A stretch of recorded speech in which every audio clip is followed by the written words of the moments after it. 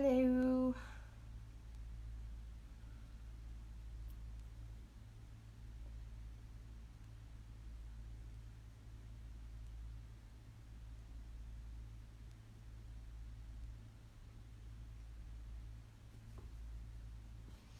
Hi, Oliver. Elizabeth.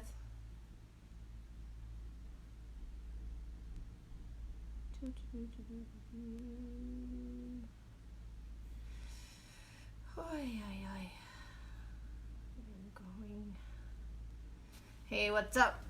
I'm trying to find my notifications so I can find everything I need.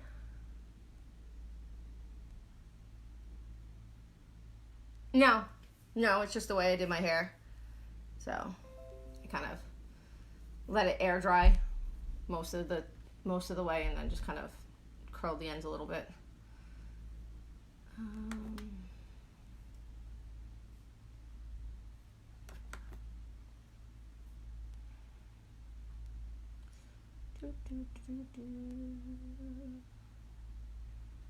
Just looking to see what other topics people put up, if they put up any other ones.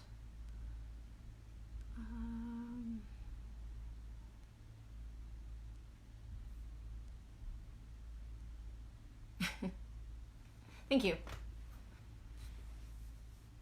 So, okay. Guess I'll wait a few minutes, see who else pops on.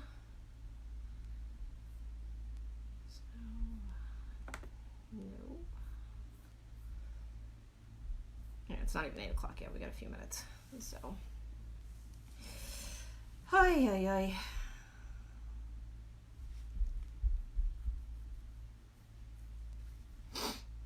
feel like every time I look at things, there seems to be a common topic that wants to pop up. It's like, you know you wanna just say it and get it over with.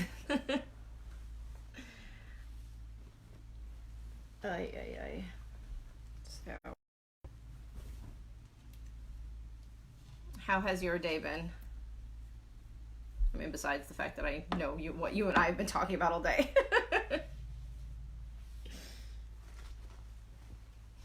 I'm gonna have to declare one day a week like anti that person day. We're just like not allowed to talk about it. Not allowed to bring up their name. Oh my God, you're so mean. You're so mean to me. Am I crying enough? Do you feel bad? Hi, Kia. Yeah.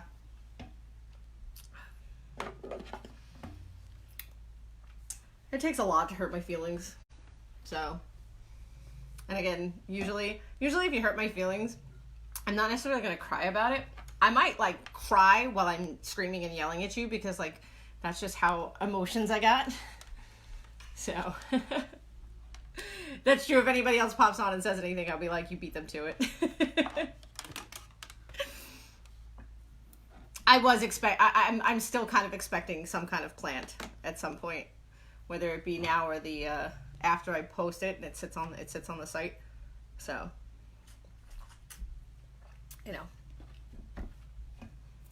and if you ask for feedback, it's kind of like an inside joke here. Don't worry. If you ask for feedback, then you're gonna have to take what comes at you, no matter what.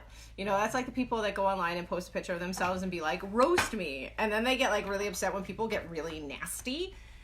And it's like, look, it may be undeserving. It may not necessarily be true or whatever the case may be, but you put yourself out there and put yourself in a vulnerable position.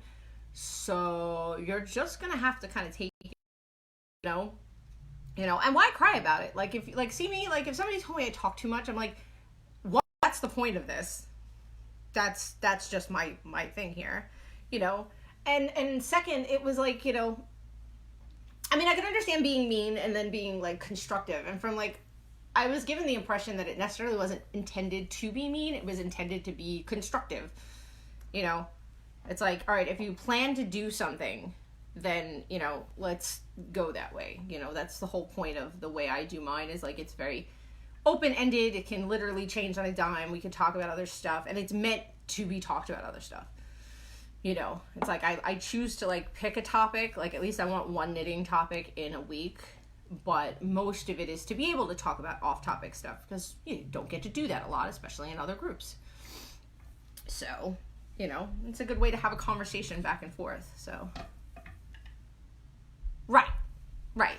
You know what I'm saying? Like, again, if there's a point that you're supposed to be making, and then I'll be the first person, like, even if I'm trying to make a point and I start going off, you know, I'll say something, like, I'll even catch myself. But, you know, the whole point is, again, is like, if you can't take constructive criticism, and like some people are like, if you say something and then it's like, all right, well, maybe if you say something to them that, you know, they'll change. And it's like, no, they like to double down at that point. And, you know, there's no learning in that, you know, especially if you want to be a leader in the community. Like, if you want to be in that hot seat, in a sense. Hi, Cindy! You know, if you want to take on that role, then you have to understand that there are certain things that are just going to come with that, you know, and if you can't have those things, then you shouldn't be in that seat. You know, you should remove yourself. You can't want to be a leader of the community and then be when the criticism's going to come, you know, regardless constructive or not. You know, you just have to learn how to kind of filter it out, you know. And it's not even like you're on a high level where you're worrying about high pressure, like you're on Twitter and like, you know, the entire world is going after you kind of thing. Like, somebody said something to you. Okay. And keep going. Like, you know, that's, you know, I mean, it's so messed up, because like, and then like we want to talk, like I was going to bring up the whole, the little boy that was bullied in Australia, Quaylen, I think his name is. I think that's how you say it.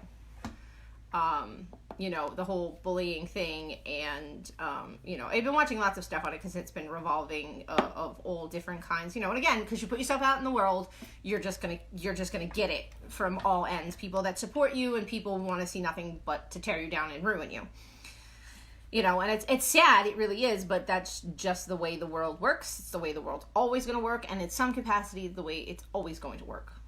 You know, there's always going to be bad people. There's always going to be negative. There's always going to be something, because, you know, we're not old Stepford. You know, people have emotions, and people, you know, we could always try to teach better, but there's always going to be innate emotions that, like, you literally can't control at its basic instinct. Like, you can catch yourself, you can be aware of something, and then try to course correct as you're going. Like, it's like, you know, don't be afraid. Don't be jealous. Don't be mean. Don't do these things. And sometimes, like, you know those things, and sometimes you react, and then you've got to back up, you know. But talking about bullying specifically, you know, it's really messed up. You know, this poor kid, you know, he's 9 years old, and like the first thing that people want to do is try to like take the kid down on top of the fact, or at least take his mom down. You know what I'm saying? It's like all those things that came out. It was like, oh my God, look, he's 18. He's so full of it. You know, da-da-da-da-da. He's an actor. He's this and he's that. And, you know, it was quickly proven that it wasn't that way. And I understand, like, I had a conversation years ago, you know, like the panhandlers on the street. It's like, oh, I'm a vet. I'm sick. I can't do this. I can't do that. You know, and then you see those people that panhandle all day, make thousands of dollars and drive around in cars, and they can walk and they do all these things. And I used to like refuse to give to them, you know, and then my life had changed, and I had become a Christian. I had become a pastor, and just the way I looked at certain things kind of changed. So like I started like, I would give that dollar, and it's like, well, you know, what if? And I'm like, well, then that's not going to bother me. My dollar is not going to make or break anybody at that point. If they want to pretend to be in need, well, then that's my job to give to them, because it's not my job to judge whether or not they are or they aren't, you know. And if they aren't, well, then they got my dollar. Big deal, you know. But with little kids, it's a different animal from when like adults to like little kids. And coming from somebody who was bullied mercilessly from the time I was in like second grade until somewhere in the middle of high school, where people just learned it wasn't worth it to fight with me. I was bullied all the time. Like, I've been called every name in the book. I've been harassed. I've been jumped. I've had people show up at my house. I've had people try to touch my little sister. I mean, you name it, it's happened. It's ridiculous, you know. Perfect example was in the 7th grade. I wasn't very endowed in the 7th grade. Hell, I wasn't endowed until like way after my first kid. Like I had like B-size breast if you're lucky, you know. So I was very small chested in the grand scheme of boobs. And in the 7th grade, I really had no boobs at all. Like literally, like not even worth a training bra. And there's a reason for that. So it was this girl. Her name was Christina. Was always fighting with this girl, blah, blah, blah. Long story short, we're going up the stairs from the lunchroom. So everybody's like, you know, mass herding into the stairwell. So it's very tight, it's very uncomfortable. She wound up in front of me. She turned around, started a fight with me, just screaming at each other. Next thing I know, I was wearing a denim dress that buttoned from the chest all the way down to the ankle. A button down from the front. And she grabbed the dress and pulled it so hard she busted all the buttons on the dress. So I am standing in the stairwell with, of course, like every jackass boy in the school. My dress is open, bare. I have no bra on. It's just my underwear and me out in the middle of the thing. And I happen to have my chemistry textbook in my hand, and I just started hitting the girl. I broke her nose. I just fucking pounded her in the face and then ran up the stairs. You know, so... You know, my mom came and there was a whole bunch of blah, blah, blah, blah. But literally the next day, and this was my nickname until, like, again, the middle of high school, was that I was the handball wall. You know, I was as flat as a handball wall. You know, I'd walk down the corridors, and if there wasn't a teacher, you would hear the blue balls bouncing off the walls because they were trying to hit me with them. You know, I would get hit in the back of the stairwell, in the back of the head, or the back of the shoulder, you know. And I dealt with it for so long. Like, I stopped going to lunch. Like, if I didn't have a teacher or two that was, like, really nice to me, I don't know, you know, how I might have survived junior high school, to be honest, because I literally refused to go to lunch. I wouldn't eat in the lunchroom. I would work for a teacher during my junior high school. And then high school, you know, I would move around depending on who was at lunch or whatever. And I had fights all the time. Like, I got to the point where they literally stopped calling my mom because my mom wasn't going to take the shit. Like, it's my first mom to be like, well, did my daughter start it? No. Well, then what do you want from me? Understand? She goes, I don't have to understand shit. Somebody put their hands on my kid and my kid defended herself. What is it exactly that you want from me? You know what I'm saying? There was no two ways about it with my mom. Like, my mom was very dead set on the fact that we do not start fights, but we finish them. You know, because her mother was a beast. Her mother was a horrible person. So, like, if my mom was being bullied out in the street or something happened and she came in crying, my grandmother would beat her ass and send her back out there. So it wasn't worth coming home to the beating at home. She was going to give the beating in the street. So, you know, that's how I grew up. And, you know, a lot of my adult friends now that, like, that some of us are still friends, we've actually lost quite a few friends to, like, suicide now in our adult life. You know, not like we're seeing now, where we're seeing younger and younger people, you know, taking their lives, and we're like, how the fuck did we survive? You know, how did we not become this newer generation, you know, because they're facing the same issues. Like, we're looking at it, it's like, you know, who got beat up, who got, you know, sexually assaulted, who got this, who got that.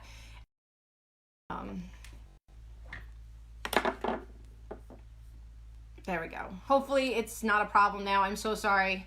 I realized it wasn't connected to the proper internet downstairs when I came down the stairs.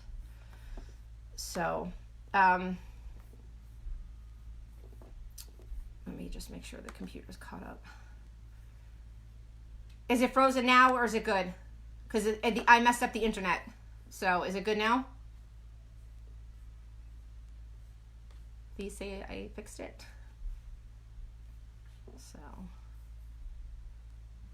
I'm hoping it got fixed. Okay, cool.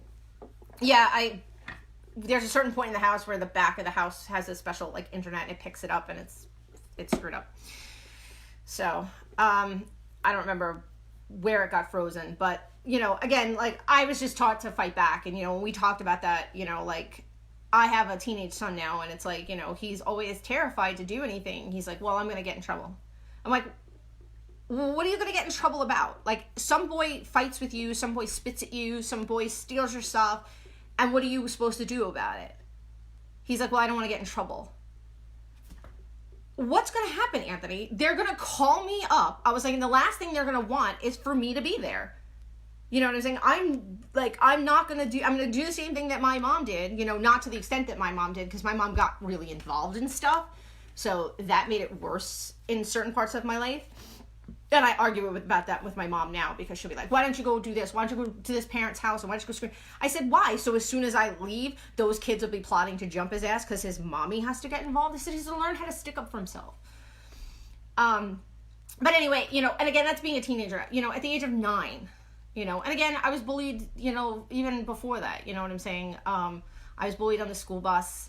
I was in 3rd or 4th grade, and a boy didn't like me. I told him to fuck off, and he took one of those really old man umbrellas, the one that's like completely structured, like the handle is made out of wood, and he cracked my head open. I was in 3rd grade, and there was this kid, Michael, I remember his name. I bent down to pick up my lunchbox. We were out in the yard, and he grabbed me by my head and hit me off the brick. That I put my hand to my head, like when you're a kid, you don't think certain things. So I'm like, oh, my head hurts. And my girlfriend's like, oh my God. Because the back of my head is covered in blood, until I pulled my hand in front of my face, and then I let out a scream that the entire schoolyard turned around. And, they thought I was going to need stitches and this whole big thing. But anyway, I can't even imagine what it would be like to be me now. I mean, all right, the person that I was as a kid now, but growing up, the kid I was then growing up now. Because, again, I fought back. I was not being told to be a victim. I wasn't told, well, go tell a teacher, and then the teachers do shit.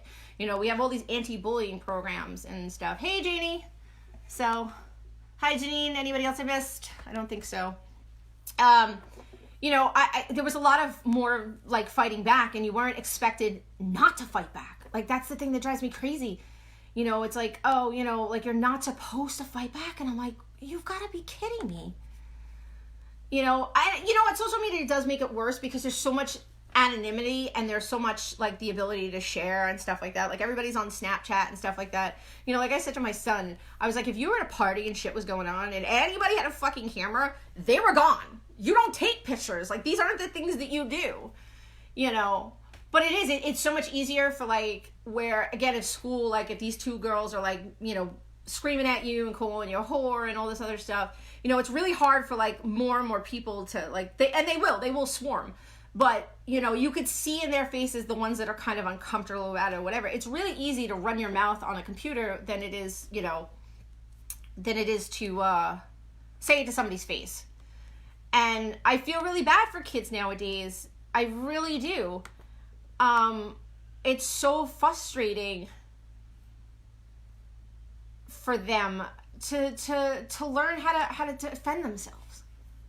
You know what I'm saying? Because somehow if they defend themselves, they're the wrong person. It's like, wait a minute. So this poor kid has a disability. He looks different, and, he's crying and he wants to kill himself, and I mean, there's a whole nother animal about that whole idea that kids are so desensitized with the idea of, killing themselves. It's so much more prevalent than when I was a kid. Yeah, it happened, but it didn't happen all that much, one kid committed suicide in the other high school. And it was the shock was amazing, because it's, yeah, kids got in trouble. Yeah, kids got arrested. But for a kid to kill himself was not something that happened as often as it does now. And like I said, I find more of my friends as adults killing themselves from shit that they just never got over. So it's I feel like the culture has changed, where maybe when we were kids, we didn't do it. It wasn't it wasn't as cultured. It wasn't there wasn't as much topic about it, or whatever the case, whatever changed somewhere along the way, that it's okay, I feel like more and more people feel it's okay, and I know, and I'll be the first person to say it, because I've been there, I've been in that dark hole, you'll think about certain things, and I always never thought that I would be that way. And when my dad got really, really sick and I was just beyond in a dark place between him and my life, I was just like, I just don't want to be here anymore. I know. And the last thing that I can remember thinking about when I'm in the hospital and they're like trying to jam shit down my throat to make me puke and whatever is I don't want to leave. Like, I could not imagine what a horrible thing it would be for me to go and my kids to live without me, you know? So, like, not everybody realizes that moment that where you're like, fuck, I really don't want this. But even when you come out of it, like, you can't help those things that come in, you know? But I, like, for a 9-year-old to feel like that, and I'm a fucking adult, like, I can't even fathom, you know, because there's not as much part of life that, like, they don't get. Like, their life is so small at that point, and, like, this is the end of the world to them, you know? As an adult, there's more things that I can think about being like, fuck, you know, my kids, my this, my friends, my sister, my, you know, there's only so many things that I can pull into my life. But when you're 9 years old and your life is about going home and going to school, and school is so miserable that you wish you were dead, like, I don't even know how to feel for that kid, you know? And then, like I said, social media just, like, tore it up, and, like, you start getting these two camps again, you know? It's like, you know, all right, is he too old? I just want to make sure I'm not missing what people are saying. It's, you know, it's so crazy. And, you know, like, and then everybody wants to go on this, you know, like I said, you have the people that stand with Quaden and stuff like that, and they're trying to tell him that life isn't over, and you know, there's so much out there and all of those things, and it is really hard to see those things. Again, if you're 9 years old and, like, literally your life is about video games, your parents, and school, and you spend a majority of your time in school, and your school life is a living fucking hell, because I don't give a shit what anybody says. If anybody who's been really, truly, like, seriously bullied, and I'm not saying that, whatever, but I mean, like, that non-stop from the minute you fucking get through those doors to the minute you fucking go home and get through your doors, that is a non-stop barrage of fucking stuff. And I lived through that. I mean, I've had kids come to my house, try to bang down my door to fight me. You know what I'm saying? Like I said, grab my sister, you know, and try to put their hands on her. Like, it happened so many times. You know, I would get off the bus, you know, I was almost choked to death by a girl that the only reason she stopped is because some lady came out with a frying pan, because when she tried to pull her off by her hands, the girl would not let me go. The woman ran in so scared that she was going to kill me. She came out with a frying pan and whacked the girl in the goddamn shoulder. Like, you know, so, like, when I see shit like that, like, I'm like, I can't even say I feel bad for this kid, because I just don't even, I have no words for it. But then I was watching Philip DeFranco, and apparently there's a camp of people, and there's an advocate, a dwarf advocate, that was talking about how his mother put that most vulnerable moment of this kid out on the internet, and that's going to be out on the internet forever.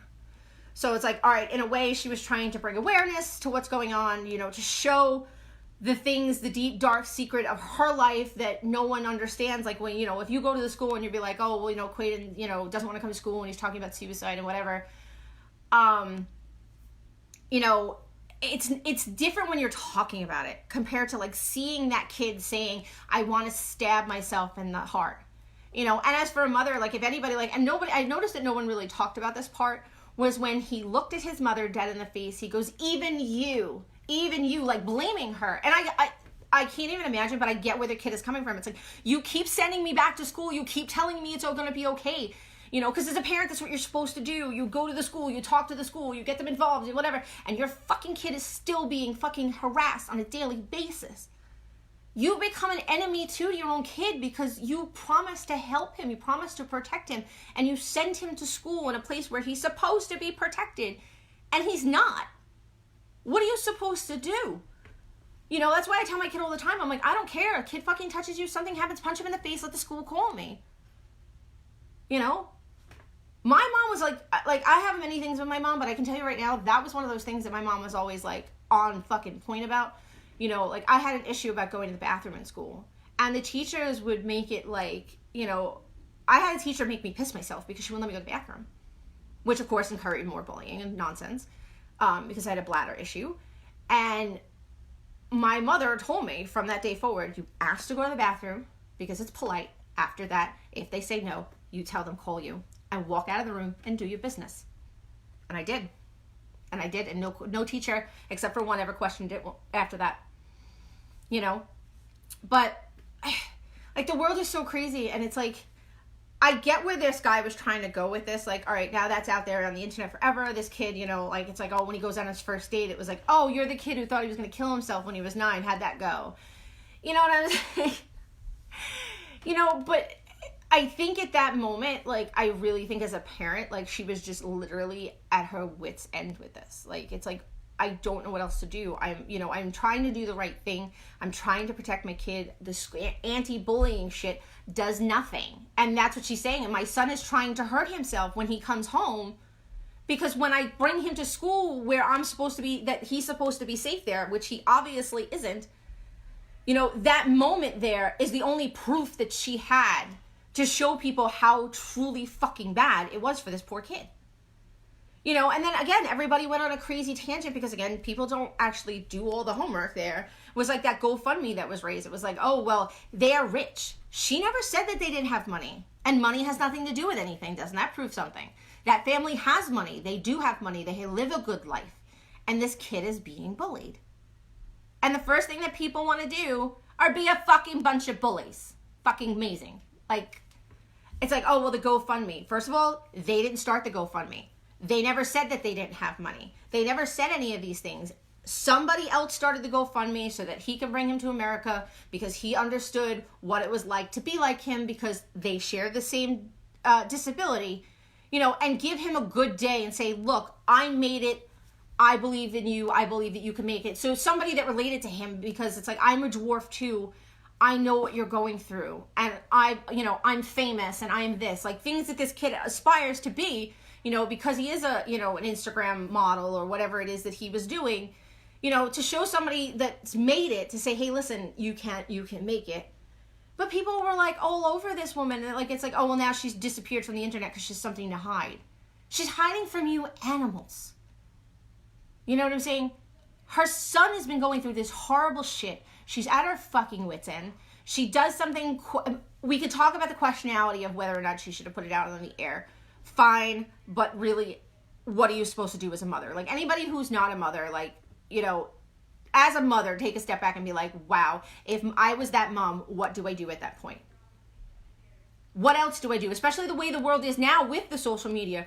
Use it to your advantage. Put this shit out there. Put this school on blast. Put these people on blast. Put their fucking parents on blast. You know, because it's everybody. It's everybody, you know. And I don't want to hear the, you know, it's not the kid's fault, blame the parents all the time. I'm not in for that either. It's both. It's both. You know what I'm saying? Because I'm sure there are plenty of people out here. I know there are plenty of good women out here that raise their children, and their children are just not good people. And unfortunately, their children is not a reflection of them. Their children is a reflection of the society that they have decided to integrate themselves into. You know, and as a parent, if I come to you and tell you what your child is doing, and you're not doing anything to correct that, rectify that, or go absolutely out of your way to make sure that this shit stops, then yeah. But there are parents that do that. You know, they'll bring them home, the kids will be punished or whatever, and they'll go back to school and it'll be worse. Look, if anybody has seen it, anybody who's seen it, look at Henry Bowers. Henry Bowers is the perfect example of a fucking bully kid that trying to tell on him or to do anything to him only makes it worse, because he goes home and his father's a bully. You know what I'm saying? So school is the only place that he can feel like he's got some balls. So he wants to run roughshod over everybody and make everybody else feel miserable. You know, it's never going to go away, but we need to teach, like, this kid, this 9-year-old kid, that the feelings of, like, I want to die because this is so bad. We've got to stop that somehow. You know what I'm saying? We need to put a break on there somewhere. That is not the darkness that they get to. You know what I'm saying? You know, get me out of here, homeschool me, move me schools, move me whatever.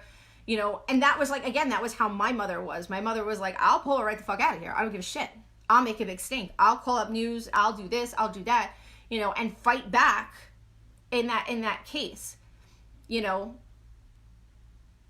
and it's just so hard. It's just so hard to see kids like this. And I see it all the time, and I see it all the time. I have 3 kids. I have 2, my high school kid who's been bullied, in intermittently sometimes due to his own doing, and I'll be first person to tell him it's to his own doing. I'm like, you put yourself in a situation, you set yourself up to be in this situation, get the fuck out of it. You know what I'm saying? People are only your friends when they want to be your friends. Those people aren't your friends. And it's like, oh, well, the kid with the biggest mouth. That was what my mother always told me. She's like, when there's a group of people, she goes, take out the one with the biggest mouth because they're the leader. They're the one that everybody else is latched onto because they're the one that's going. You take out the mouthpiece, then see who wants to still stand there and give you shit. And I haven't seen it been wrong. You don't go after the minions. You go after the fucking source. So... And as you should as a parent, you know what I'm saying? But again, how much are you allowed to do before it becomes like, well, you're not doing the right thing. It's like, I'm the mom. My job is to protect my child from all the evils of this world. You know what I'm saying? So again, if you go to a so-and-so's mom and they don't want to fucking help you or whatever, and then the fucking kid gets arrested because he puts his hand in a kid, it's like, oh, well, he's just a little kid. Fuck you. I told the school. I told his mom. I told everybody. Hey, listen, Sue, you and I would both be the people that would wind up in jail because we put somebody in a fucking box. You're not going to hurt my kid. I'm going to make sure that you don't hurt my kid. Thank you. But, and listen, not everybody's like that, and I can't expect everybody to necessarily be like that, and I can't necessarily say it's the right way to be. Not that I still wouldn't be that way, but, nobody hurts my kids. And I just feel bad for this mom that I think in that moment, she was just so fucking lost, and every right avenue that she's tried, because they were advocates, they were, because of his sickness, because of his disability and things like that, they were involved in the community and they were trying to do all these things, and yet he just went to the school every day and these kids are fucking assholes, and not everybody can be like, well, I'm just gonna fucking homeschool my kid and fuck off. Like, the world doesn't work that way either, unfortunately. Like, they should pay people to do that, to be honest. If that's the case, it's like, all right, instead of giving the federal money for every time my kid shows up to school, send me that money and I'll keep him home and I'll homeschool him. Especially in the bullying situation. I'm not a huge advocate of homeschooling because I've seen what that can do in a bullying situation, because you have parents that keep their kids isolated and then they don't learn how to interact with people. Then they become awkward, which shines a light on, hey, look, I'm fucking awkward. I don't know how to have friends because, I've been isolated half of my life. You have to just, the best thing to be is like, I always tell people all the time, the best way to explain how to be a parent is for 18 years, you do your best to make sure that you don't kill them.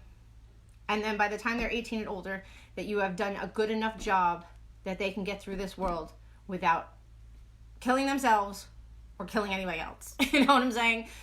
You have to arm them, and the world is just getting harder and harder, and people want to have thinner and thinner skin, and it's like, this isn't working. I understand that we want to be more accepting, and we want to have, more, inclusion and things like that, but at what cost do we have certain things, and that's my biggest issue with people that want to fight for rights and things like that people deserve. And I'm not saying they don't deserve them. That's not what's coming out of my mouth here. So understand and really listen to what I'm saying here.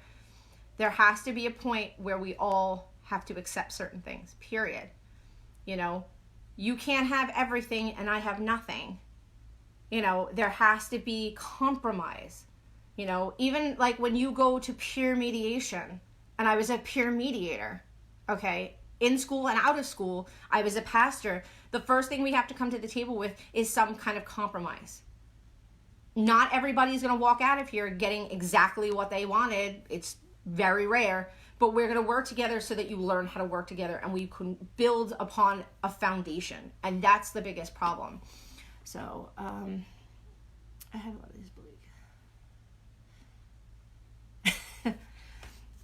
Well, again, and as an adult, there are bullies as an adult, and imagine being a kid, thinking of how you're feeling now as being bullied as an adult by this nonsense.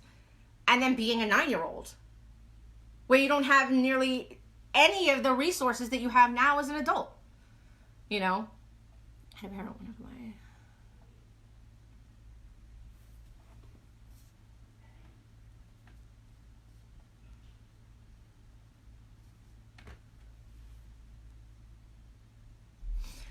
You know, and and that's such a thing too. But see, there's a parent that like, and I can respect a parent more that says, okay, listen, my kid's a dick. You know what I'm saying? Like, anytime I've ever gone up to a teacher and there's been an issue, and like, I'll be the first person to tell the teacher, like, I accept the fact that my kid, you know, can be a jerk.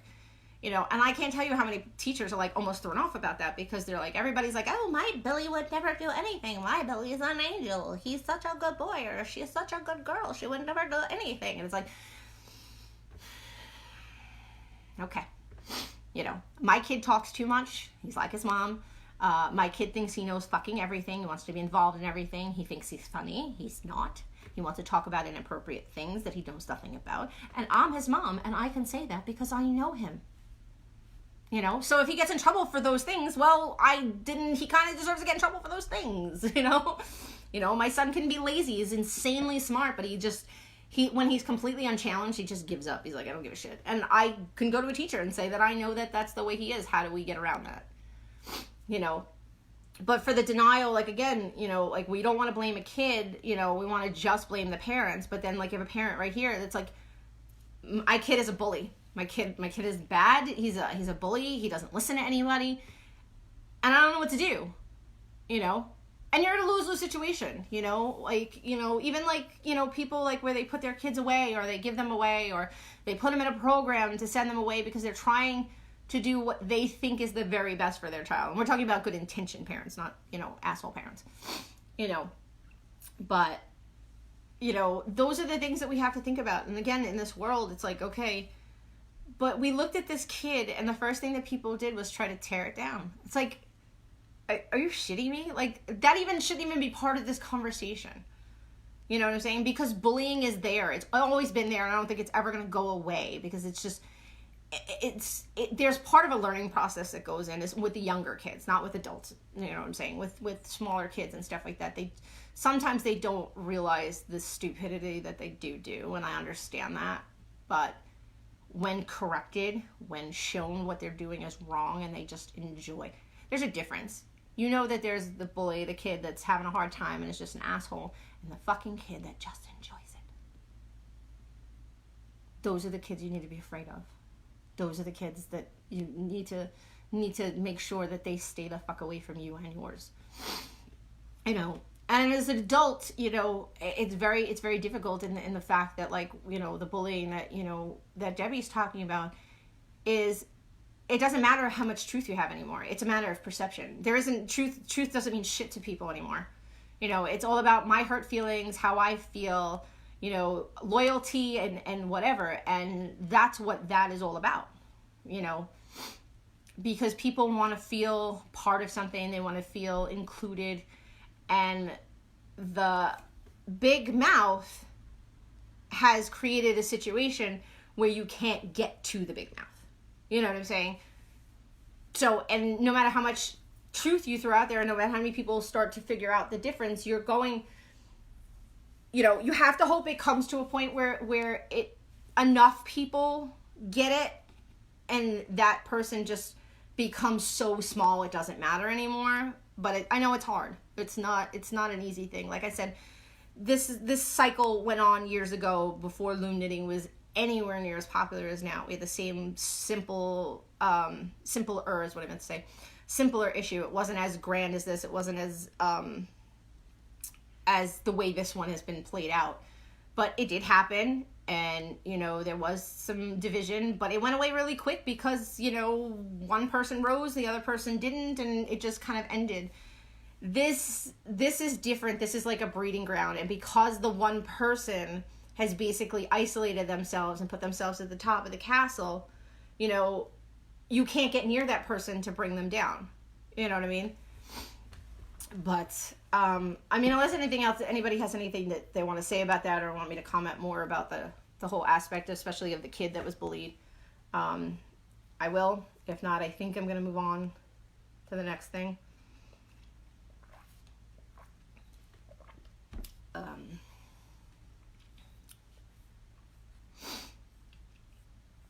Where is the other thing? I know Kathy said something, so I'm not used to her saying something, so I always like to try to touch on people that, you know, come out and put themselves out there. You know, we wanted to talk about abbreviations in knitting, which there's a topic that I want to wrap around in that. Oh, how about using common sense when you don't like a post, but instead create drama? So, oh, me too. We ran, I was part of the Anita Blake world. We had an Envision free board and then a J Chink board. And the amount of craziness that went on that crap too, it's just like, just drama central. And the worst part is because you get those people that role play, and their role play character is everything that they wanted to be, and you can't say shit to them.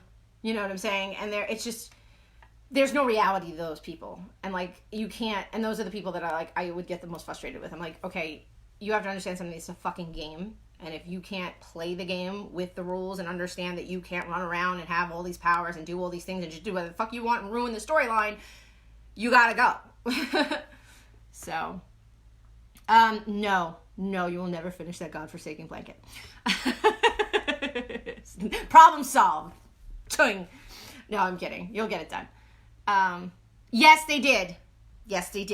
I stopped reading them. After the whole Asher, Anita sex scene thing that was like thrown, I was like done after that. That was completely unnecessary nonsense. You know, it became more about the sex than anything else. It's like, it became smut. And I was like, I'm not in it for smut. But anyway, I love the Dresden books better anyway. So I got hooked on those, although I am a book or two behind on the Harry Dresden series. So if you read that one, you're my hero. Okay. So again, bullying, common sense, because, and again, and I really, if Kathy watches this and later, or anybody talks to her, again, it's a form of bullying, in my opinion. You know, the common sense of like seeing something, not being able to scroll by because you have to comment. You know, you want to assert your authority. You wanna, you know, be the one to say, well, you're wrong and I'm right and this is why, and you know what I'm saying? They can't scroll by. It's like, because they have to have, it's that feeling that they need to show that they're superior to someone. You know, they don't know how to just scroll by. They enjoy the drama. They get off on it. So, should they just scroll the fuck by when they don't see something they don't like? Absolutely. You do not have to comment. You don't have to comment every time you see something that you don't like. It's not the way the world works. Sorry, it just doesn't. You know, and if you do comment, I don't have to fucking care. I can delete it. I don't have to read it. I don't have to be bothered with it. You know, and it's not me being a coward or anything like that. It's just, there's no point in talking to a wall. We've been through this quite a few times. There's no point in talking to a wall. So I'm not going to bother. But anyway. So I don't know how I'm going to transition from one to the other, but we were talking today, several of us, in comments, out of comments, in behind the scenes kind of stuff, and we're talking about when we have people that take the time, and it is time, so I will say that. So loom knitting and needle knitting are based on the same concepts. They're based knits and purls. They follow the same rules, things like that. The difference is that with like needle knitting, there's a right side and a wrong side. There's a little bit more fluid motion for moving stitches than the loom. So when a needle knit pattern is taken, or a needle knit stitch is taken and converted to the loom for the community, because if you're putting it out there, you're putting it out there for the community, to make it easier for them. That is work, and you do deserve credit for that work. Now, the thing is, when you do that, you didn't create something new. Whether you realize it or not, you didn't. Because again, loom knitting and needle knitting are all knitting. It's just the tool you're using to knit. So when you convert a pattern, it's still knitting. You're not doing anything. You're just using a different tool to achieve the same ends. So when you do this conversion for the community to make things better, for understanding, so again, we can have more stuff in the pool. The worst thing you could do for everyone is claim the idea as your own and change its name. And the reason that I say that, again, I'm not trying to take away the time that you invested. It does take time. You have to physically read it. You have to physically figure out, okay, in certain instances, all right, we can't do that this way. So how do I do it with the tool that I have, and things like that. So there is some kind of credit that you deserve. And by that meaning, okay, hey, I converted it. So if I convert a needle knit project, I can credit myself for converting it, but I can't credit myself for creating it from the very beginning. And if something has been around for a long time, because there are a lot of knitting stitches that no one can claim because they're basically in the public forum, again, converting them doesn't do, and you're doing a disservice to everyone at that point, because they could look at, let's think of something easy, a garter stitch. If you change the name of the garter stitch, you know, when someone sees garter stitch somewhere else, they're like, oh, well, that's different. It's not different. And they need to understand that it's not different, you know. And if you can convert something and give them something to look at, and then they say, okay, here's my stepping stone. This is the first way I learned how to read a chart or look at abbreviations that I have not seen before and things like that. You're actually taking away their power to try and learn on their own and convert their own patterns as they go and grow the community. So, hi Amanda. Exactly, it's not your stitch, it's one you converted, so I'm not naming it and saying it's yours. No, and absolutely not. And there's nothing wrong. And again, this is the thing that I don't understand, is like why you have to do that. You know, you can have absolute full credit that you converted it, because again, up until this point, it wasn't something that was being able to be used. No one else had converting it for the convertingly challenged people, for lack of a better term. So you could be proud of that. Be like, hey, I converted that here. I converted it and I gave it to the mass, you know, and it's like, but don't take away the originality of where it came from. That's not fair. That's stealing. You know what I'm saying? It's not fair. And again, you're doing a disservice, if nothing else. Forget even stealing. You're doing a disservice to the community as a whole. You know, especially in this moment where a lot of designers like Looming and Krista Magnus and other people, they're just the ones that came off the top of my head, that are trying to make these other places like Yarnspirations and these other companies to respect loom knitting. Like you go and like all of these yarn boxes, loom knitters stay away from them because the free pattern is never for us. So unless I know how to convert a project, then I'm paying for something that I don't get to enjoy. So, right, and that absolutely, you know what I'm saying? Not everybody can do that. You know, not everybody can say, okay, well, here's a needle knit pattern. Here's how to convert it. It's not that simple. There definitely still has to be like some understanding of some things. There needs to be a foundation. So for somebody, if you convert something even small and give it out to the community, you might be giving somebody a stepping stone to say, oh, hey, all right, now I understand what this means because I've done it on the loom, because somebody went through the trouble of converting it for me to make it easier for me. Then I could look at something else and maybe give it a shot. And maybe I can convert that and give back to the community.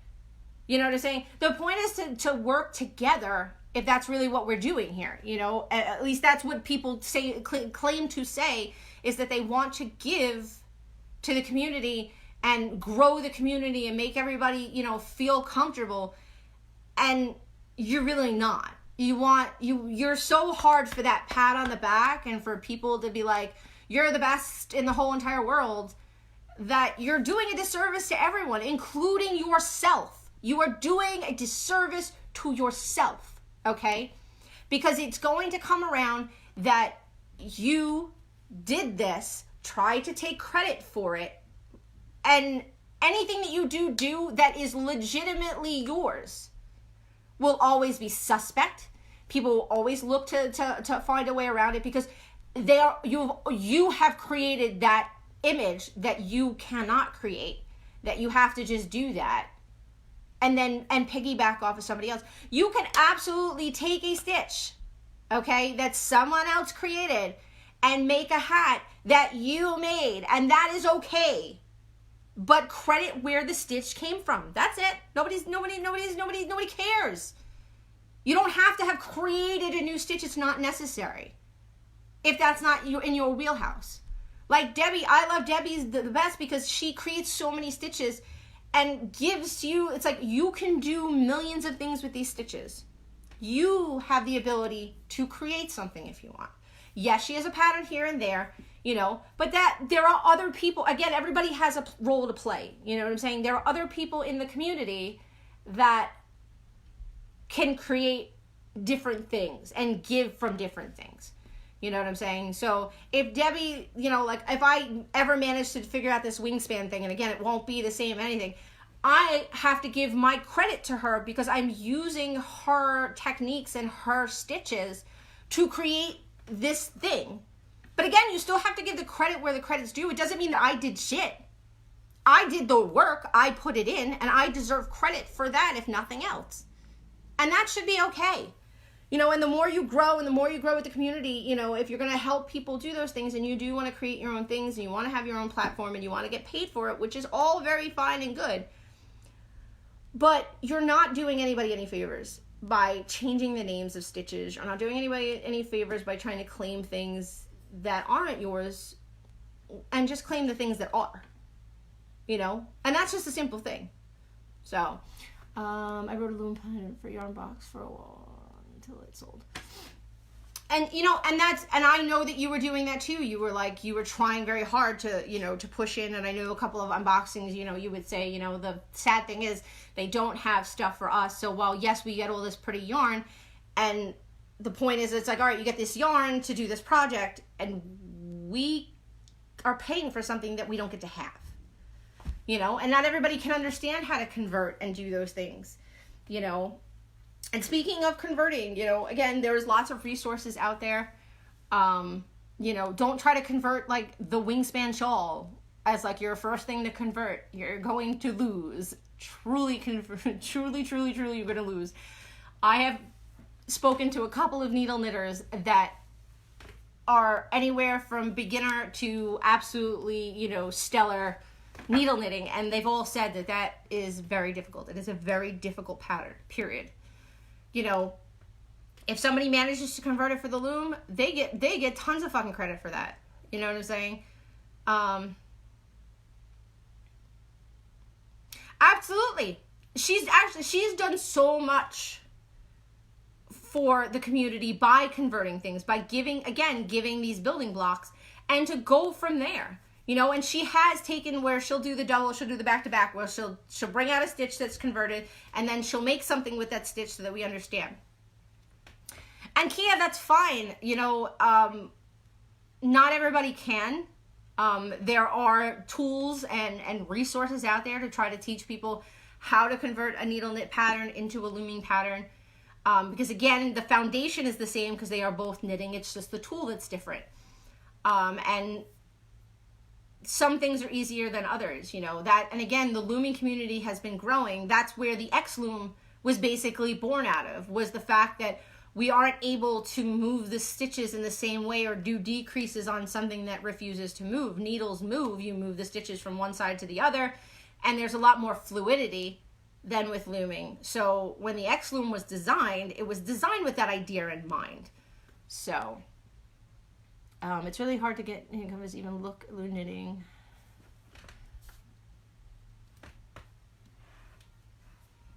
And because they don't see the reason in it. They don't, you know what I'm saying? And again, if the community is being portrayed in the way that, like, I'm looking at it and several people around here are looking at it, I wouldn't want anything to do with it. I don't know who owns what. It's a fucking nightmare at that point, and I understand that. You know, so the last thing you want to do is represent something or someone and then find out that there's an issue. You know, to them it's you know, needle knitters, it's like there's not that, you know, not the same feel. You know, loom knitting is considered a fad at the moment, you know, whatever, regardless of its true history. So they don't feel the need to do those things. And it is sad, it is frustrating, but you can see the small things like the Yarnspirations that featured Luma Hat's picture. You know, that's a step in the right direction. You know, but we can't have those steps in the right directions if we're going to take things and make new things out of things that are already there. There's so much stuff out there, and I know that some of these people that do things like that have a creative brain, and they can absolutely probably create things, and you would still be the person that you think you are if you just did it the right way. You know, you're not helping anybody, because then people go out and they want to enjoy what they have.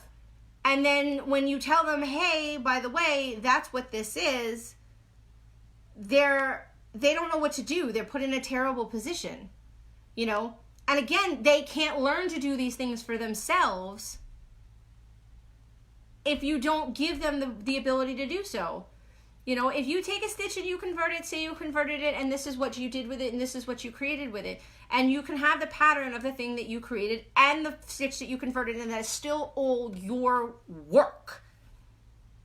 You don't own the idea behind the foundation of the work, but you own the work that you did put in. And you did make something for beginner people to just be able to look at something and do it from there and go, rather than seeing something, trying to get it converted, being frustrated, asking 10,000 questions, and again, taking away from the joy of what we're supposed to be doing here, which is enjoying the craft.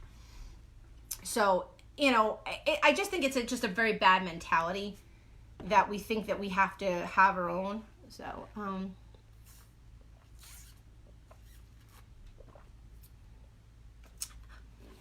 and the only way to do that is for that needle knitting, the community itself and everything else, to gel together. For women that needle knit and see like that, oh, okay, it's the same presence, it's the same thing. You know, I've seen more and more needle knitters do things, you know, but sometimes one of the first things that I've seen people say is like they can't do it as quickly, you know, because you're learning on a new tool. And I was like, well, if I learned how to do it there, well, maybe I should just, you know, whatever. They want to learn, they want to know. And if we can get more people that needle knit to see what we're trying to do here, and I'm trying to read the rest of your thing, and it doesn't want to give it to me.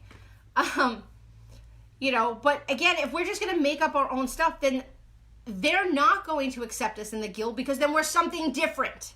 We're not knitting. We're loomers. We're different. We're not. It's still knitting. It's just the device we're using is different. So, but if the people that want to make their own names up for stuff and not give credit where credit is due, and again, breathe this idea, you know, of less of a community and more of about me and you know, where the sun shines on my face today, we're not working together. You know what I mean? I have no problem. Absolutely. Right. They don't understand, you know, I've seen, you know, needle knitters basically turn their nose at me. And I almost like, when I see needle knitters like looking at me when I loom, I cringe because I'm waiting for it. You know, I was loom knitting in Barnes and Nobles one day, and there was like a knitting group that I guess was there. And I felt them like staring at me, like they were boring a hole into me. And I was like, oh my God, like I'm waiting for somebody to come over here and be like, that's cheating. You know, and to say that like, because I'm just expecting it. You know, and two ladies came over and they asked me what I was doing, and I explained to them what I was doing. And one lady's like, oh yeah, you know, I have some looms, I make some hats and stuff, you know, I can really bang out, you know, some hats for charity and stuff like that. And the other lady's just like, oh, it's really cool. She's like, you know, she's like, oh, what's that one? I've never seen, because I have one of the Cindywood looms. You know, so there was a conversation, and these women were actually very accepting, and they wanted to learn and they wanted to know. And the one lady was like, well, it's different. And the lady who started to loom, she goes, no, it's really not. She's just like, she goes, it's really not. because it isn't. We're using the same stitches. We're using the same knits and purls. It is knitting, okay? They use needles, we use looms. That's it, only difference. But the looming community can't want to come to the table while it's hiding shit behind its back. It's like, you can't do that, you know? You want to earn the respect. You want people to understand. You want us to keep us in the same vein. You want to be able to be recognized by the guild. The only way that's going to happen is if silly things like this stop. You know, we need to keep everything in the same terminologies. We need to use the terminologies. I have no problem with breaking things down to make things accessible for beginners, but it needs to be said that way. You know, like, if you do that, like I know Looming has her wheat stitch pattern, and she specifically writes in it, she goes, I wrote it, this is not a conventional written pattern because I wrote it for people to be able to understand it. You know what I'm saying? So that I can understand, because again, you're trying to teach people, you know what I'm saying, without being physically in front of them and things like that.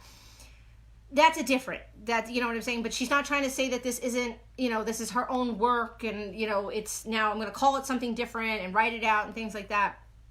You know, that's not how it is, you know?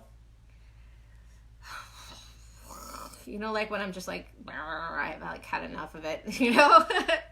It's just very frustrating because it doesn't have to be that way. It doesn't. And the people that get caught in the middle are the people that are just trying to enjoy their hobby after a while. It's just like, I don't understand. And it's like, I know you don't understand. You don't understand the things that are going on. You don't understand, you know, the complexity yet simplicity of it all.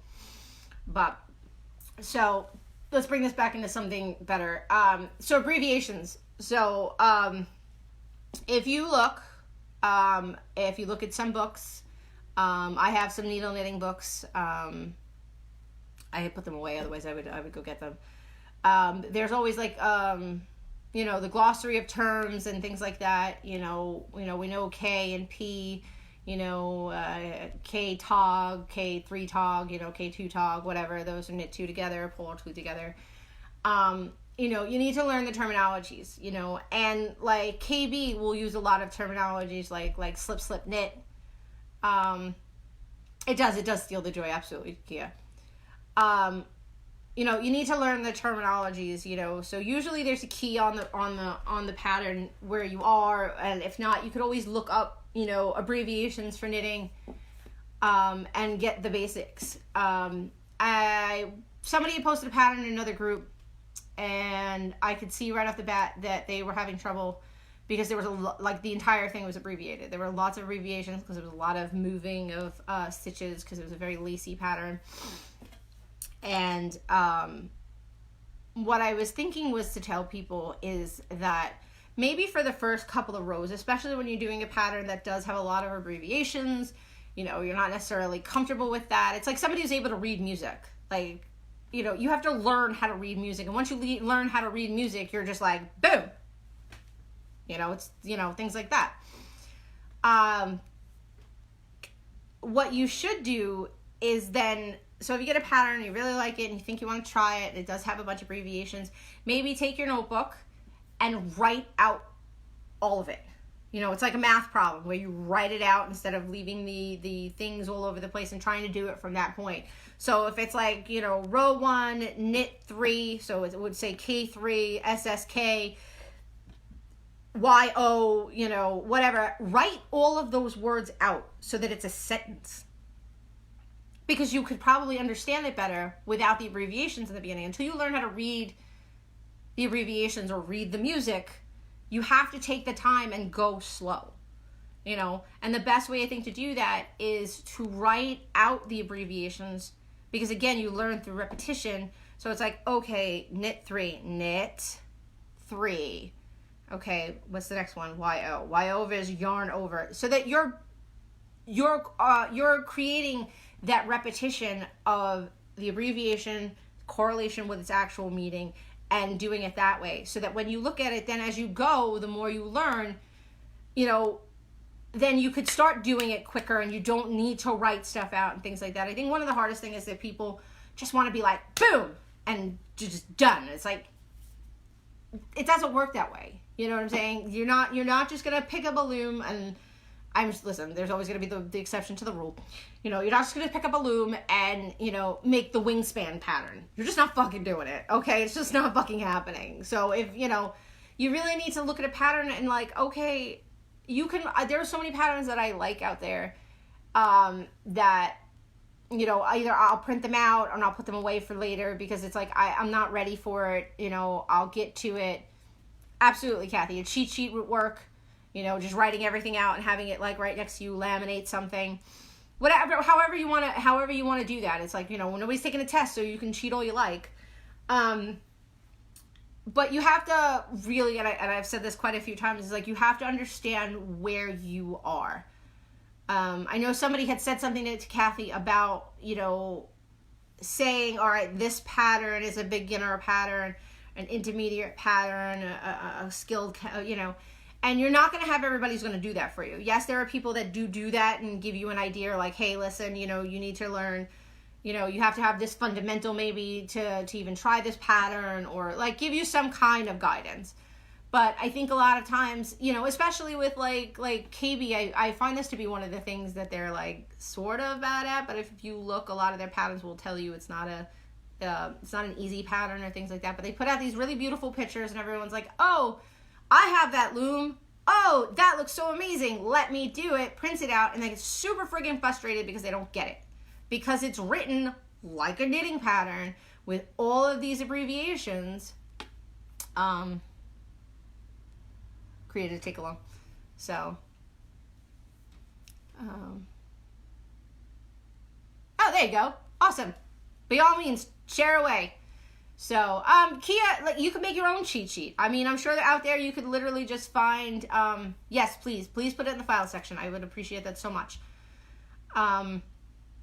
You can make your own cheat sheets, you know, just your own, you know, I always have a notebook handy that's around my knitting. I actually have several notebooks, but, you know, you could write whatever things that you need, even if it's like, all right, gauges, what kind of, yarns do I use with what gauges? You know, I have some yarns that I make notes of on the yarns, like the actual tags on them. I keep the tags so that I can correlate what I did was, because sometimes you'll get a yarn that says it's a 4, and we think weight by thickness, and it's really not how weight is really done when they're doing yarn. It's about, maybe Kathy can put the word in there that I'm missing, but it's basically how the yarn is like spun more than anything else. So you can get a really lightweight 4 and a more thicker 4. Like anybody who's looked at the bulky yarns, like, you know, like for the longest time it was 5. Now all of a sudden, like, we've got like 7 and 8s now, because I think they were trying to accommodate the fact of these like fatter ideas, and, you know, but like leaving yourself notes. And again, abbreviations, if you're doing something, I always write, like when I do Debbie's patterns or I do Christy Davis's patterns, I may write myself little notes. You know what I'm saying? So that like when I'm doing their patterns, things that I want to remember for myself, you know, things that I want to do, you know, whatever, as I'm doing it, like I'm watching their video, you know, because both of them don't write out patterns, I kind of write myself a little cheat sheet. So, but you could go online and find, because again, the terminologies for knittings doesn't change, which is again part of the reason that changing the names of stitches and things like that is detrimental to the community as a whole, because you don't learn. You know what I'm saying? You're going to go do something and then you realize, well, wait a minute. You know, knitting has a fundamental, it has a base. I don't understand why people are trying to pretend like we need to create a new base. We don't. We're doing a disservice and making things difficult for everyone by not just using what we have. Like, don't try to reinvent the wheel. How about that? There's the best way to say it. Stop trying to reinvent the wheel. There are terminologies, there are ways to do things, there is charting, there are symbols, they're all already set up for you. So don't make up your own shit just to satisfy your own need. And again, I understand by making something easier for someone to understand, but then you need to explain that's what you are doing. You know, again, Luma had her wheat lace pattern, and she specifically wrote, I am writing this not like a typical pattern because I want people to be able to read it and apply it without having to have someone there explain or have some more intricate understanding, because it's not an easy thing. So she wrote it like as if she was teaching it, rather than just putting it on paper going, you know, here's all the fucking abbreviations, figure it the screw out. You know, and that's fine too. Just, you know, but don't try to reinvent the wheel. It's knitting. There are all of these things already in play. So use them. You know, teach other people how to use them. You know, your value only decreases with your actions. Nobody else's, yours. So if you're going to disservice the community because you want people to stay towards you, you could do that without disservicing them. You could do that without tricking them. You could do that without lying to them. There are fundamentals, and if they trust you, they will come to you for you to teach them how to do those things compared to someone else anyway. That's it. You know what I'm saying? It's all how you deliver. You know what I'm saying? Everybody loves Denise, and everybody, you know, loves all these other people because of how they deliver the information. Kristen's doing an entire redone series of basic theory. She doesn't have to do that. It doesn't discredit her from the work that she's putting in and the videos that she's doing. But we're talking about legit basics. She's teaching people the difference between knit stitches, how to purl, you know, what's a garter stitch, like literally the basics. She's not making up her own shit and just saying, okay, well, this is looming and we're going to get, you know what I'm saying? That's why she actually does all the other crafts. I mean, when I first met her, now I didn't know if she did them at the time. When she first started looming, you know, it was all about looming. Now looking at her channel, she does crochet, she does needle knitting, she converts patterns for people, one to the other. You know what I'm saying? She's trying to show the community as a fiber community and work together instead of everybody standing in a corner somewhere and being like, well, we're not the same.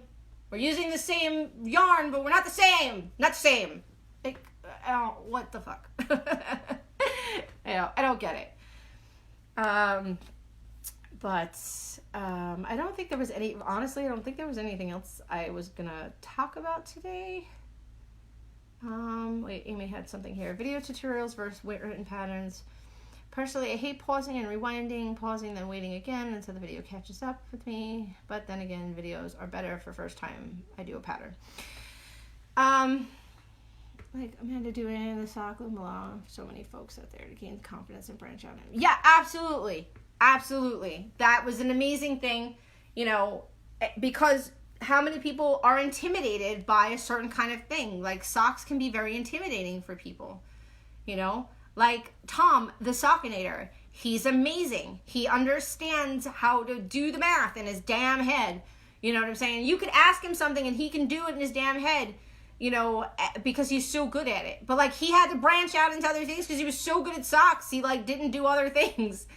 You know, but, you know, we all love to see his stuff, but he wasn't very tutorial, but I know that he went to, I think, Kathy, and he definitely went to the Answer Lady, you know, and they work together and things like that, but the Answer Lady and Kathy are teachers. Like, again, everybody has their role, you know what I'm saying? So Tom does amazing socks. I don't know how well he teaches other people how to do socks. He understands the math and the fundamentals and things like that.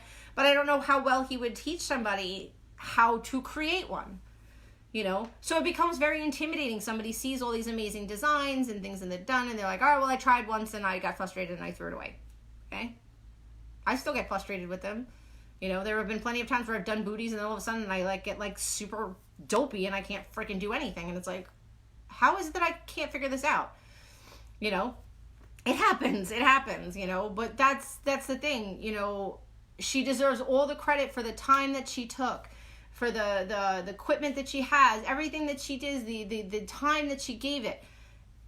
You know what I'm saying? She doesn't need credit for the basic sock understanding. She doesn't, you know what I'm saying? She's trying to teach the community everything that she has to give. And that trust and that giving of her time makes other people want to see what else she has, what else she could give. Well, I learned this from her. So, oh, wait, she's got a tutorial for that, or she's doing that. Well, I learned so easily from her before, maybe I can do it again. You know, and that's, you know, that's what that's there for. So,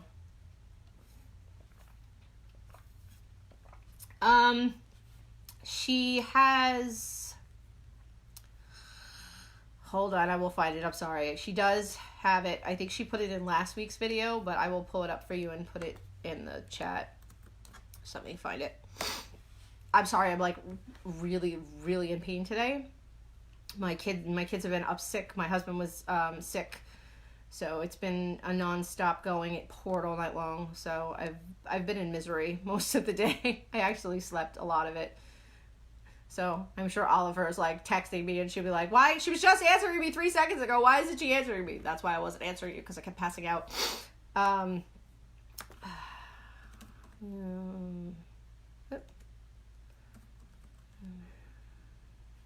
fiber arts. Okay. I'm gonna pull it up and send it to you. It is Looming Crafty Fiber Arts. She does all kinds of stuff, but she does loom knitting. She has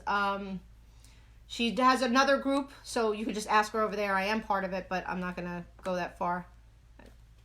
Thank you. I told you I'm slow on the uptake today. I just got it, so I'm gonna post it anyway into the conversation. If I can find the conversation, it ran away now. For other people on the feedback, so. You know, but like, I just think it all has to do with everything, you know, the whole idea of the bullying and the thing we were talking about with the changing the stiff patterns and stuff like that. You have these people that want to feel important, and rather than feeling their worth and their importance on the values and the things that they have to offer, which could be plenty, they have to just go that extra little bit. And what they don't understand is they're really doing the disservice to themselves now. They are, they're not really doing the service for themselves either. So, and I feel bad. I do. I feel bad for them, you know. So there's, I put the link in, so it should show up. I know. I don't want to seem like I'm being a bully either, because honestly, and I know that this might upset some people, I would just like the person to just be like, you know what? I get it. And then I would just be like, I'm sorry. I'm sorry that, you know, if you felt like, you know, I didn't like you or whatever the case, you know, same thing I did, you know, with Debbie, you know, I was just under the impression that Debbie was a thief in the very beginning. And, you know, Debbie and I have had it out, and I've apologized several times because I feel truly bad that I believe that. You know, I'm glad that I took it upon myself to look, but it didn't stop the fact that I did believe, and I did, you know, say, you know, oh my God, she must be a horrible person, and how could she do that, and all of these things. And those are things that I had to say I'm sorry for, because I didn't look before I opened my mouth. And then after I looked, I realized I'm an idiot and I deserve to correct that, you know. And I don't know how much, you know, whether Debbie knew that I said anything at all or whatever the case may be, but I still apologized for it, and I still owned up to it, you know. And I would do the same thing with anybody, you know. I can come around. If you can come around, if you can come to the table, so can I, you know. I don't want there to be drama. I don't want people to be upset. I don't want people to fight with each other. I don't want that. You know, I think at this point, what has happened is that a lot of the people that are upset are hurt because they were the same way. They were led to believe something from somebody they trusted, somebody that they believed, and to find out that these things aren't true. And, you know, because again, when you think that someone is hurting someone that you care about and you're believing them, and then you go and you find out, wait a minute, you took me for a ride, and now I'm giving shit to this person who doesn't deserve it because you're insecure? What is it that is the issue here? You know, and people want to like you, you know? So, you know, and they do, you know, and it's obvious that people do, because there are people that just, you know, want to protect. And I, believe it or not, I understand those people too. It's just so frustrating. It is very frustrating. I'm a Gemini, so I always want to defend both sides of a story, you know, but I know who I care about and things like that. But again, if somebody truly came back and said, look, I'm wrong, I did fuck up, I did something terrible and blah, blah, blah, blah, you know, I could sit here and talk about it. And I think Debbie's the same way, you know, and I think even Oliver, you would be like that, you know, some people, and you know what, sometimes when you do enough damage, you can't expect people to give a shit after that point. But, you know, if it did turn around, if somebody did turn around and change and do, you know, want to work with people and things like that, if they're making an honest to God effort, then I can understand that, you know, but you'd have to really show that, and I don't see that right now. So, you know, sorry, I didn't mean to burp. But, you know, I just wish that it wouldn't be a daily thing, a weekly thing. You know, I think a majority of the community just wants to have fun, wants to work together, you know, doesn't want the crap that does pop up from time to time. I don't think anybody wants the crap that pops up from time to time, even the other side sometimes, you know. I think everyone wants to just enjoy their stuff, you know, and I think more and more people need to learn their own value. They need to learn the value of other people, you know, just because people are different or have different ideas or different religions or different skin colors or different sexual preferences and blah, blah, blah. Look, you don't have to like them. That's your prerogative. But you don't get to tell them they can't. And you don't get to try and stop them. That has nothing. Worry about you, stay in your own fucking lane. You know, that's really what it comes down to. And it's both sides. It's both sides. You know, so, you know, we would probably all get along better if we could just scroll past the things that we don't like. You know, so.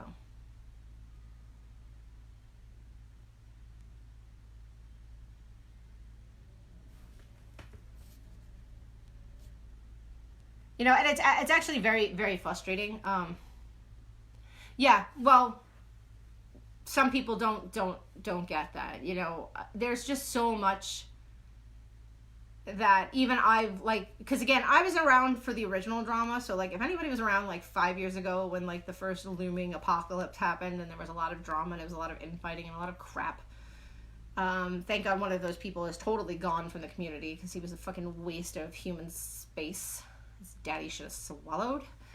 And yes, I feel that way, and there's a reason I feel that way, and there's quite a few other people who do know who I'm talking about and probably feel the same way. But again, that's not somebody who apologized. That was a user, a manipulator, and a disgusting human being. But it went away.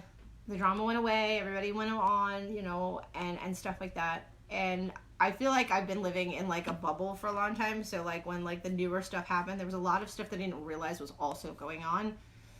You know, and it's frustrating because, you know, it doesn't need to be that way. It doesn't, you know, everybody can have their own things, you know, people learn differently, you know, and maybe that's why I feel the way I do. It's like I wanted to be a teacher, and people learn differently, people teach differently. There's a lot that goes into that, you know, like when I worked, and I would always have that, you know, you'd go into a new job as a manager and you'd always have the other manager be like, so-and-so sucks to work with.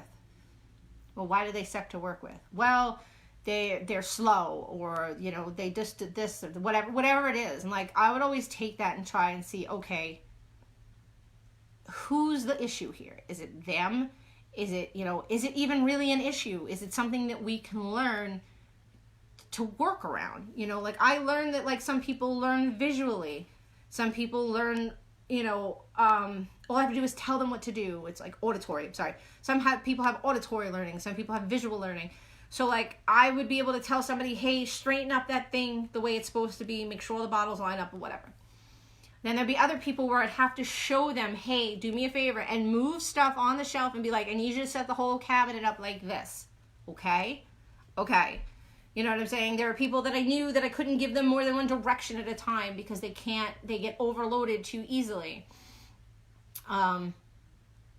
And I feel bad. I really do. You know, I mean, I can definitely say, like, when I very first started, like, I wanted to design stuff, and I had talked to Joanne Woodwine, and at that time, too, there was just so much chaos, and I was just like, this isn't fun. This is nuts. All I'm doing is opening up my inbox and listening to all this crap. You know, and I don't get to enjoy my hobby. And at the time, I was having a hard time enjoying my hobby anyway because my kids were little and I was still working, and it was just too much, you know. But I really think that at the base of most of this is, like, you know, the majority of the people out there just want to be able to come into their groups, ask their questions, you know, feel a camaraderie with people, you know, and enjoy the thing that they enjoy together, and that's it. So, all right, go feed the girls. I got to get off in a few minutes anyway, so don't worry. You're not missing too much. I'm going to get off in a few minutes, so. Right, and there's different designers for that. That's why there are different groups for that. You know, some groups, it's, you know, it's about the loom knitting. We don't talk about anything else.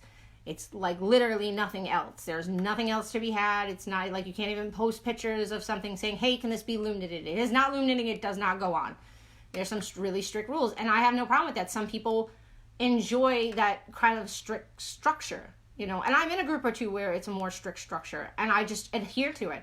But when I want my not strict structure, I run over to this group, and I can do whatever the fuck I want over here, because that's what this group is for.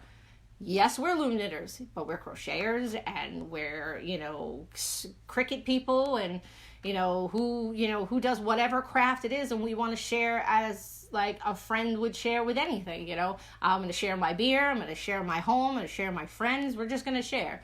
Not sharing our husbands, because that's creepy. That's too far. The group does not accept that. No, I'm kidding.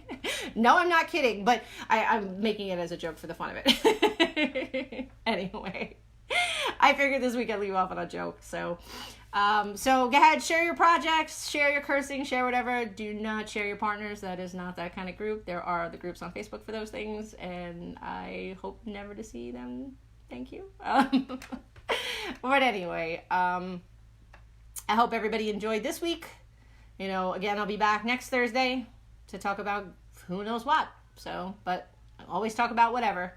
So anybody who has any ideas, definitely post. I always post a thread every week about what anybody wants me to talk about, knitting or not knitting. So it's open for anything out there, and I pretty much will talk about anything. So, you know, if you want to talk about, we'll have fun. So.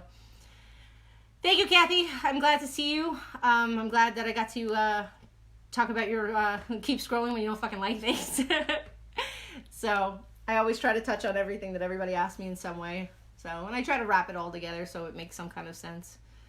So last thoughts is just try to enjoy your hobby. You know, there's plenty of us out there that, you know, want to enjoy it and just enjoy it. You know, and know your worth. Know your worth in all things in life. You know, if people are bullying you, stand up for yourself. You know, it's okay to stand up for yourself and to know that you are worth something. You're worth something to you. You're worth everything to other people. You know, there's always something out there, even in the deepest depths of a pit in your mind, if you can just try and find that one thing that you know you are worth to someone or to yourself. Hold on to that. You know, don't let other people, you know, live rent free in your head. Don't let other people steal your sunshine. Alrighty. I will see everybody next week. Howdy ho. Same bat time, same bat channel. Bye.